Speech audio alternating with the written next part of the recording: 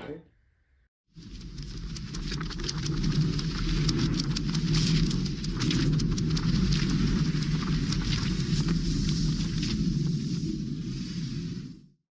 All right, what's up, everybody? I've been wanting to get to this for a while, given my feedback on Superior Spider-Man's return to comics.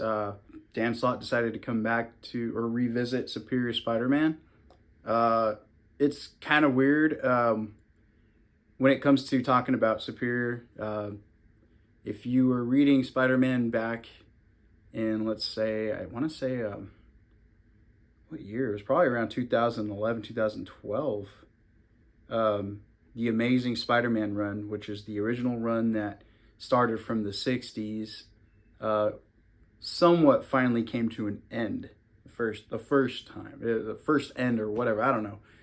Because a lot of comics go back to issue 1, but that one's, the events that carried from the 60s all the way to now are still recognized, But this crazy story happened where Doc Ock actually defeated Peter and took over his body, and they ended the run that way.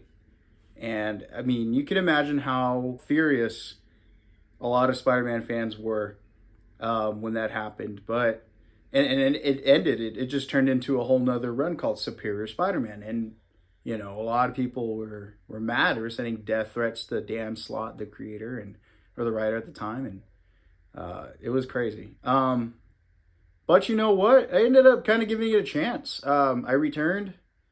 I think when Superior Spider-Man dropped, because there was that hope that Peter was also going to come back too, that it wasn't done.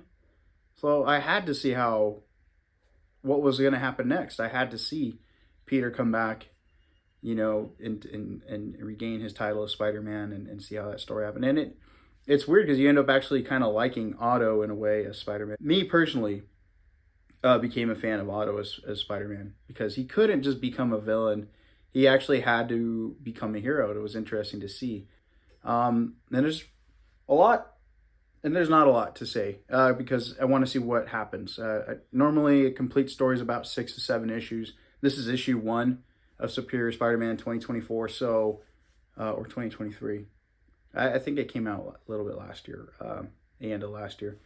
Anyways, it's interesting. So far, Peter's still Spider-Man. Doc Ock's a villain, being in his villainous ways. One of the villains that were created due to Superior Spider-Man's actions back in the past has returned, and she's like this nuclear fire star kind of chick, and she's just blasting New York looking for Spider-Man. And now Peter, being in Spider-Man's body, he's like, well, I wasn't me back then. You're trying to kill me for something I didn't do, and he's trying to figure it out. And he has a sidekick too, Spider-Boy.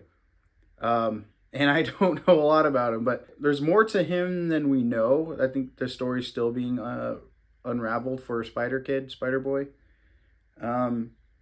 But basically, this is just the introduction to the story. And we see some familiar faces return, like Anna Maria Marconi from the Superior Spider-Man run. And she realizes that she can help Peter with this issue with this villain because Otto's, like I said, back to his villainous ways and heads his way to go see Peter. So it's really just an introduction. I'll have to get more. I'll probably do a final video for all 6 or 7 issues, whatever completes this first story, this first volume. And all I can say is, art-wise, it's pretty good. The action in it is good. Like I said, it's a lot of destruction. And Spider-Man and Spider-Kid really have their hands full.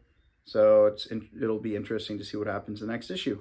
I'd say whether it's something you need to get up and go grab, you could probably wait it out, honestly. I'm just a fan of Superior Spider-Man, so I had to get it. Let me know if you're into Marvel Comics, DC Comics, anything like that. If there's anything you want me to review or you want to, read about, I can, pull something up and see what's up. Have you read Superior Spider-Man? Are you a fan of Otto? Did you read Superior Spider-Man back when it originally dropped? Did you first hear about him in the Spider-Verse crossovers? Let me know. What's your thoughts? And if you are reading this, also share your thoughts on how you felt about this introduction and return to Superior Spider-Man. Cowbunga dude!